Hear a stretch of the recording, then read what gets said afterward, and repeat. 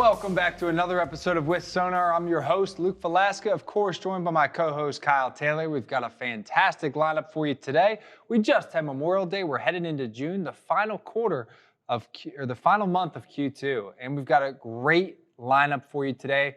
We've got another great guest coming on the show later. We've got TikTok reactions, of course, at the end of the show, and we've got new unicorns in the freight tech universe. But first, Kyle, how was your weekend? Did you do anything fun for the Memorial Day weekend? Drank a lot of wine.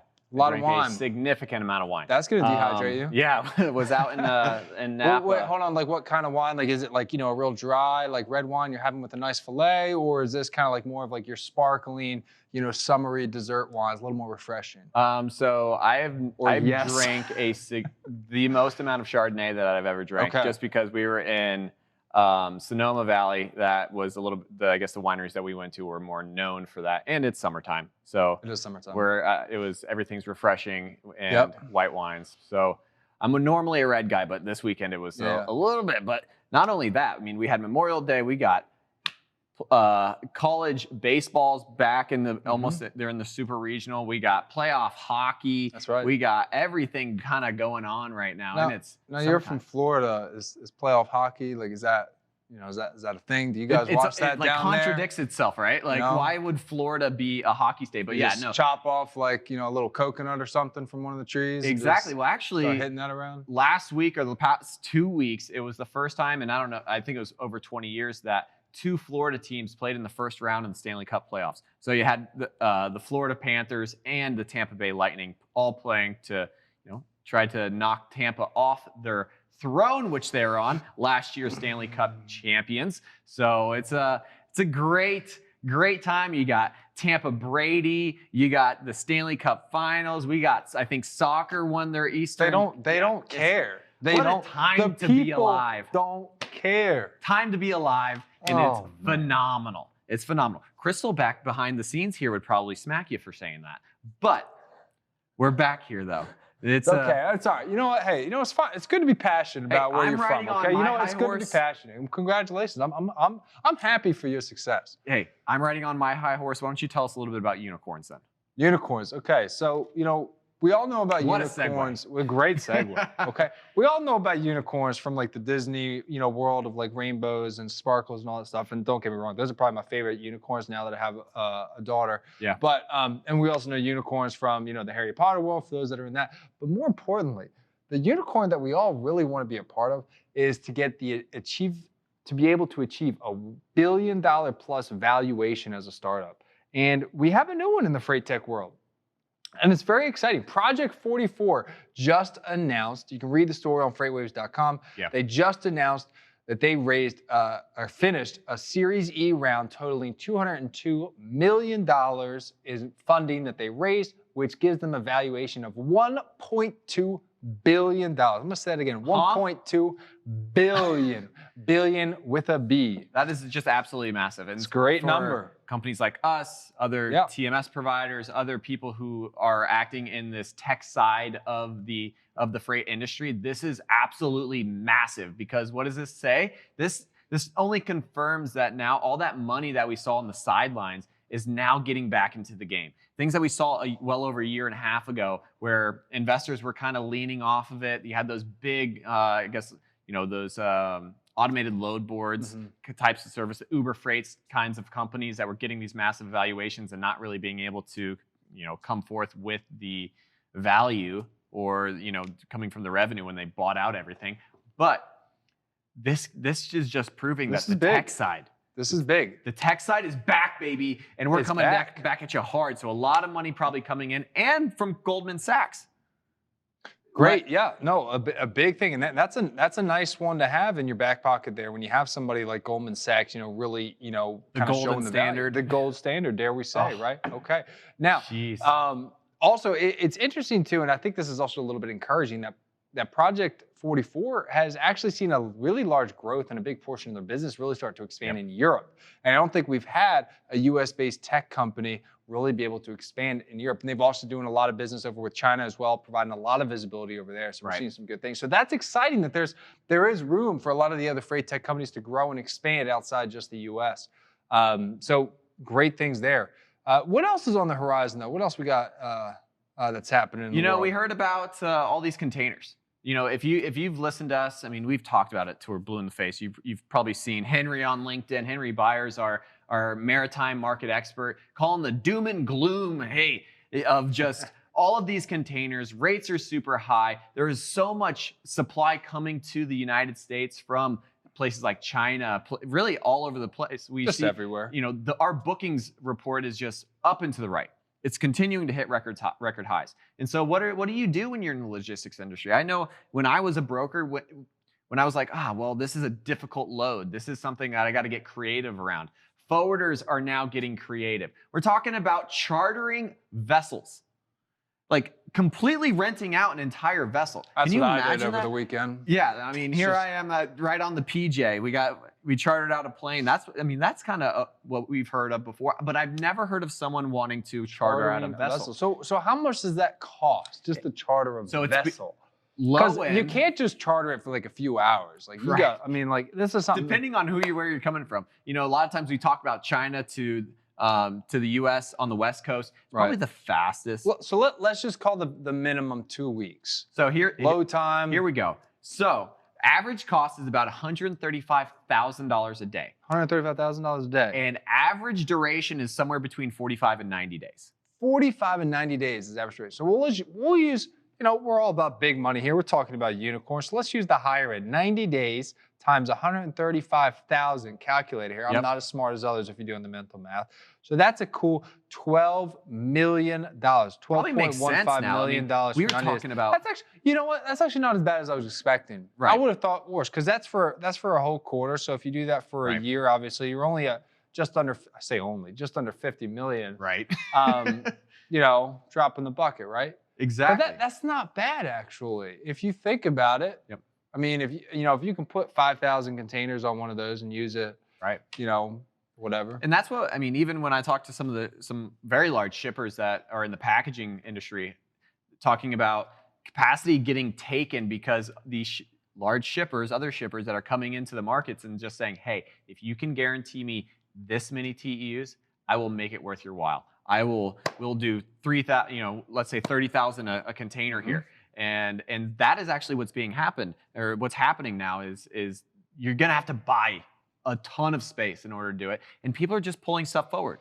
It's now not let's prepare for the end of the year. It's like, well, holy crap! I'm not gonna wait another couple months until let's say August, September to try to prepare for November, December. It's now everyone's starting to pack in these days because it's just so expensive and there's not a lot of space. So expensive. But that's a good point. I think that's a great segue. For our next guest who's coming on, because it's all about capacity, right? Capacity moves price. Price doesn't move capacity. Right.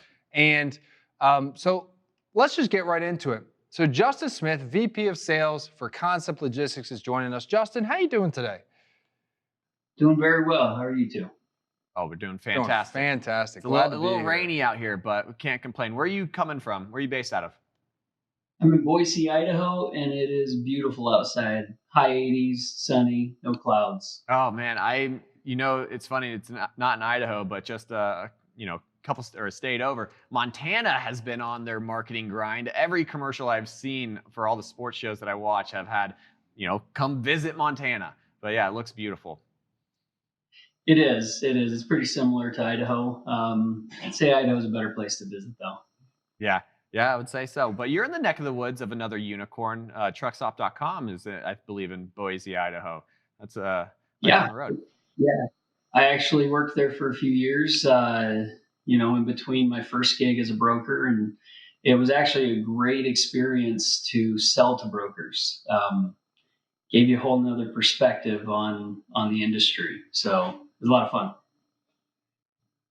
That's interesting. We'll have to. I'm curious. We might have to dive into that after the show a little bit because I feel like brokers have this reputation of being really aggressive salespeople, and you had to sell to them. So I'm curious to learn a little bit more about that. For the immediate moment, Justin, I mean, tell us a little bit about Concept Logistics for those that don't know. Kind of tell us where you guys fit in the industry, what your specialty is, and I guess how you're weathering the storm, if you will. Yeah, I mean, we're a 31-year-old truckload brokerage that did kind of followed an old school model of logistics brokerage until a few years ago. Um, my partners Greg Fitterty and Brendan Daly's had a vision to grow it prior to me joining, and I was one of the pieces of their puzzle. So um, yeah, they were starting to look at technology and take some things further. And last year, we upgraded to a new TMS called TIE and developed our own LTL platform, our own LTL solution. And now that we're combining our single source capabilities, helping customers put all their freight into one basket, um, we're actually delivering a much higher quality product, and we're able to partner with customers in a whole nother way. So um, on top of that, we've built quite the team. Our people at Concept are kind of our secret sauce that tie in our awesome software and our good planning and the strategies we're putting into play. But yeah, we're growing our market share through COVID. Funny thing is I think we've looked at it as an opportunity to grow, because as companies are shutting down, trying to cut staff, furloughing people, many of our shippers actually needed us more than ever. So we were very fortunate in that.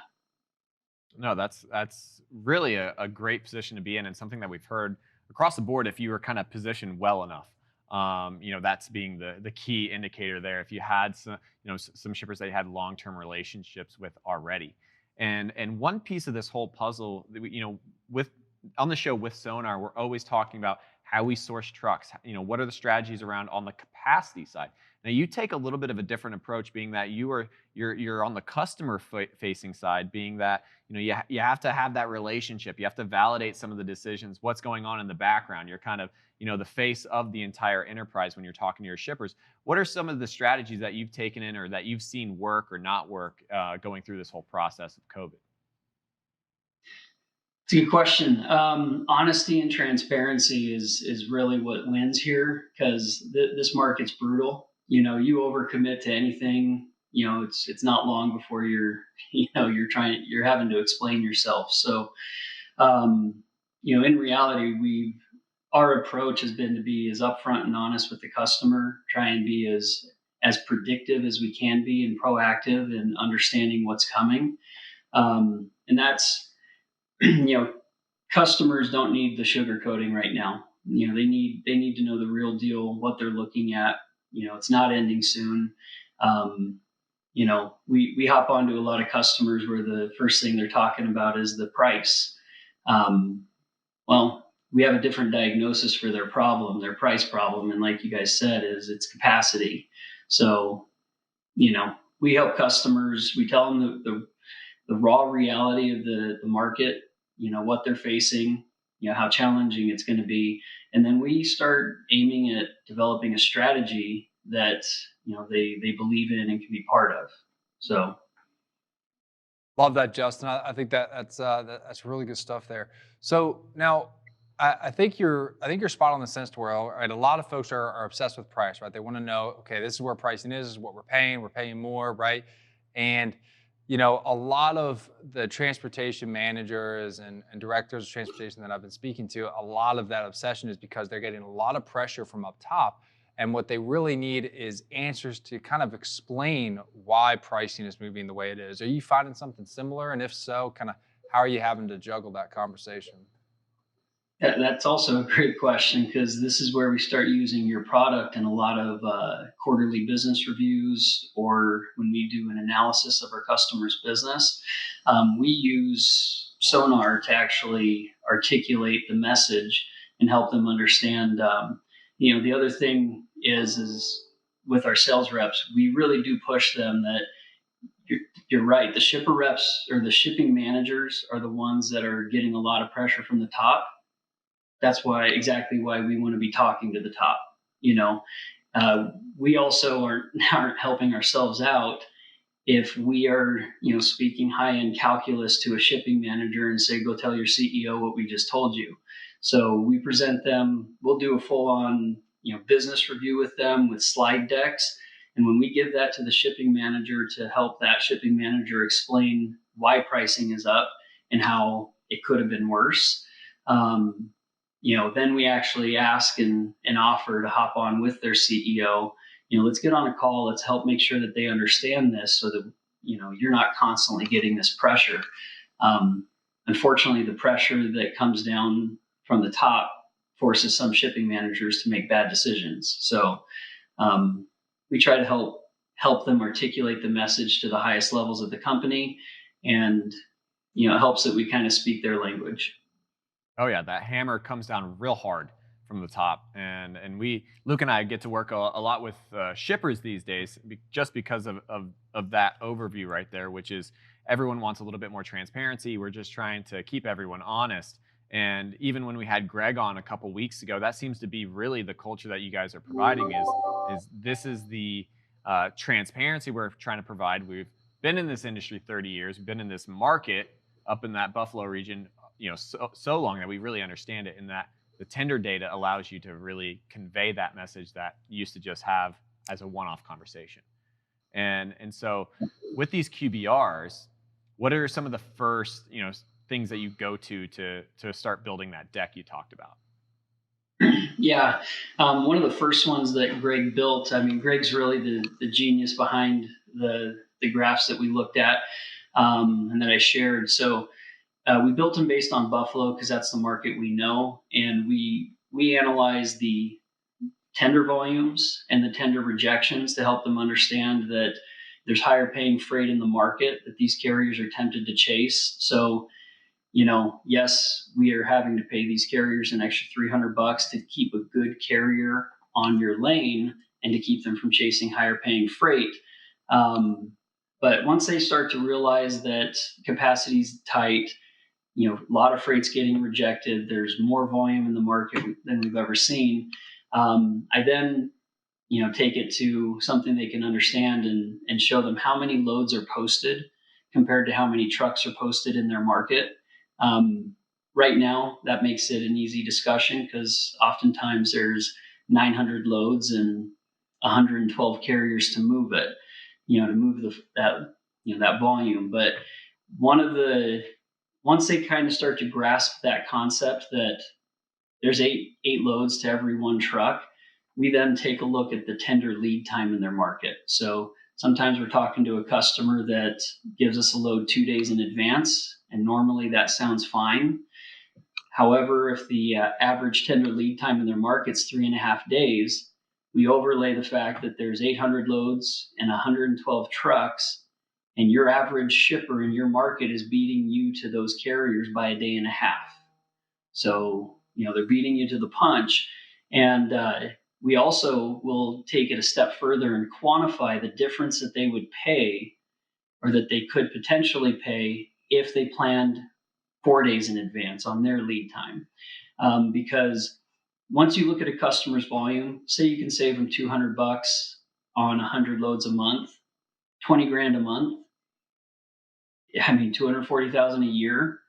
Is that enough to move the needle on production to get ahead of, the ship dates? I mean, are we talking about it's going to take 2 people on the production line to get ahead of production so they can give us 4 days lead time? Well, that's a whole lot less than the $240,000 they pay an extra for just not planning ahead and letting the other shippers in their market beat them to the market. Spot on, Justin. I love that. Let's go ahead and throw some visuals up for folks to see to kind of explain exactly what Justin's talking about here. So what you've got here, and Justin, I'll let you fill in the gaps here because I know you're really familiar with Buffalo, but essentially the map here on the left, or actually not the map, the chart on the left, blue line is the outbound tender rejection index out of Buffalo for dry van, and the green line is the inbound for dry van. So looks like over the last few days, couple weeks, green line definitely took a big jump up. So inbound tender rejections are going up.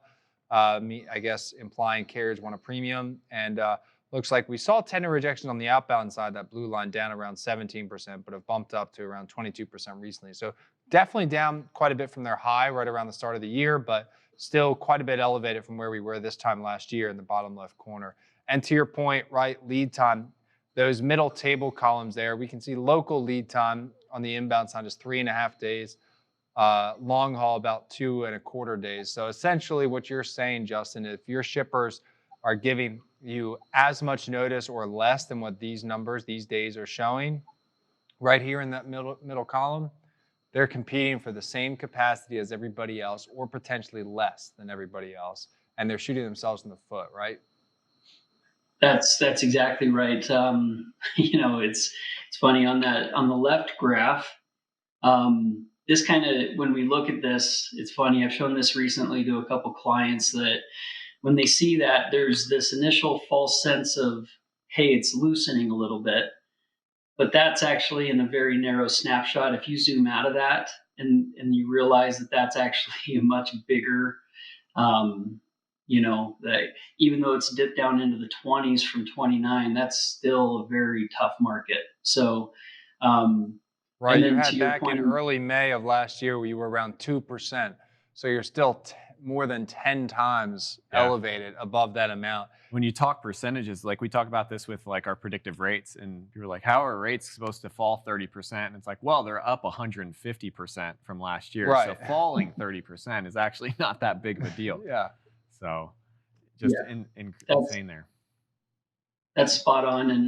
And we actually were just recently talking with a customer that typically gives us same day or next day orders. So we're talking about 24-hour lead time max on the long haul outbound tender. So we were able to show them that the average shipper in their market is tendering the loads 2.25 days in advance of, when it's ready.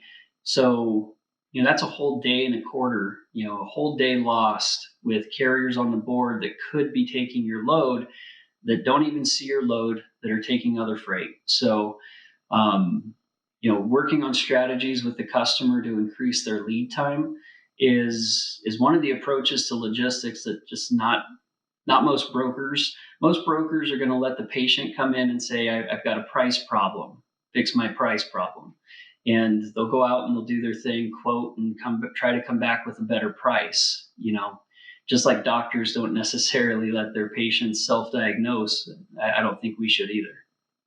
Yeah, no, that's great. Yeah, and to that example, if they're giving you 24 hours notice, right? These tender rejection numbers here are based on if those folks are giving you about 2.5 days notice. So right. Tender rejections with a day's notice is probably quite a bit higher than the 22 or 23% number we just saw. And many times, tender rejections is really a reaction from the carriers of supply and demand. So it's the reaction of what's actually happening, to what you brought up. Is there a lot of loads in the market? Is there not a lot of loads in the market? It's how we kind of look at our head haul index, saying like how much freight is entering that market versus how much freight is leaving that market, and seeing that a lot of times you see when demand just diminishes past supply, all of a sudden I saw a very big softening instantly, and it really makes sense when you throw it up just the way you had described it there, Justin, and so I'm sure that's why you create this stickiness, and so with that, have you noticed that within, I guess, of recently that you provide these QBRs, you go into deep detail, that you feel stickier, you're actually getting deeper into that business? Oh, totally.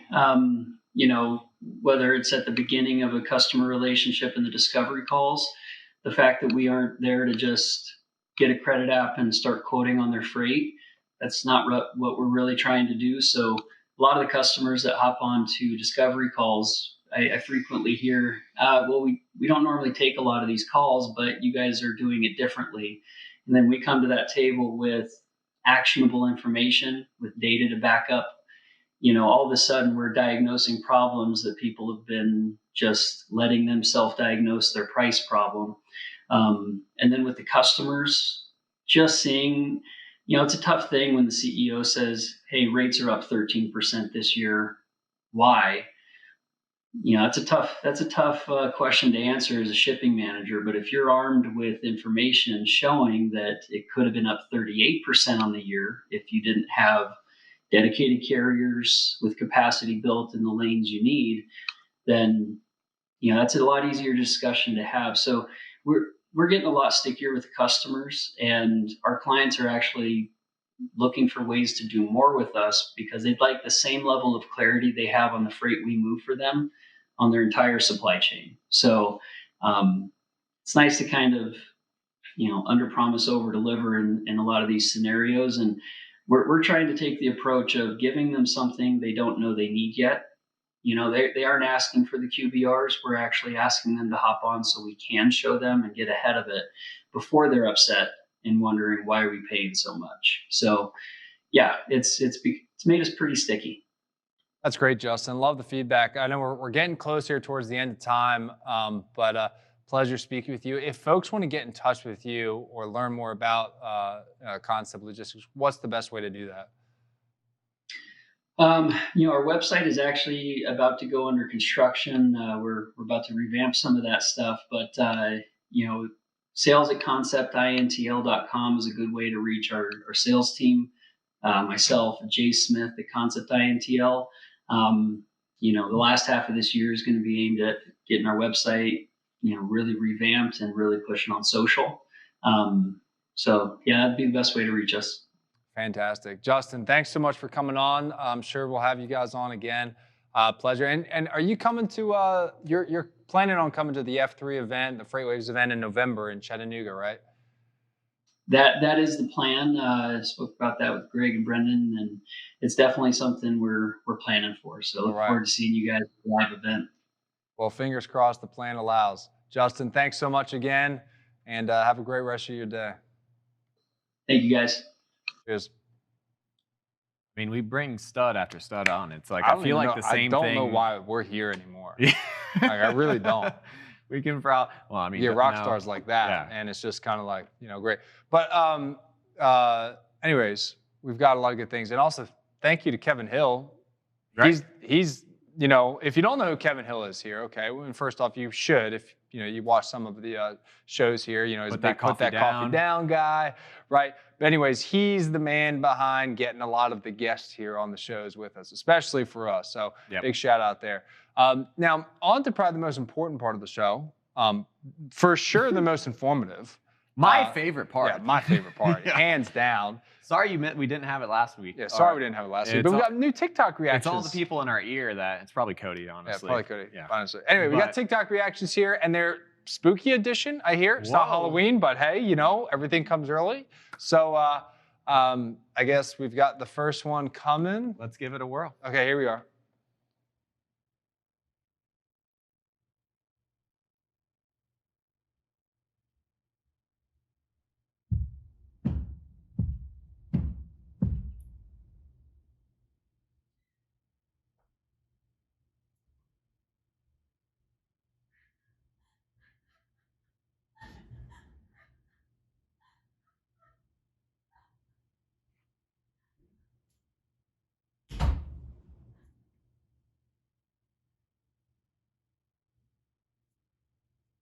Yeah. Not sure what sell your house, get out, and I would never live there again. So what I'm assuming is that this is someone just had like a camera set up. They're not even home. And this happened when they're away. And you can hear it too, though. Nope. That is sell your house, for sure. So here's the question. You're a man that likes to, you love your assets. You hold on to something, Yep. If that happened in your house, how fast would you sell that thing? What house? Exactly. All right, let's get this next one. Oh, Sage. Yeah.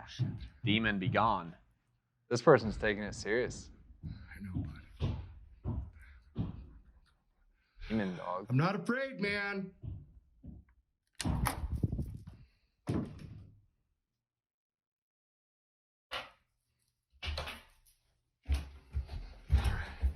Dude, the little dots threw me off. Come on out, man. Dude, props to this guy for going after it. Whatever he's going after. And in a basement, like, not. With just a little, whatever that is. Imagine the doors. Whoa. Locked out. See? Nope. Sell your house. Hide your kids. Bro, hide your I ain't going down there. Anyways, I think that's all we have time for today, folks. It's been a pleasure. Thank you so much for having another great episode of Wissoner. We'll see you next week live, same time for our new show. Anyways, take care, everybody.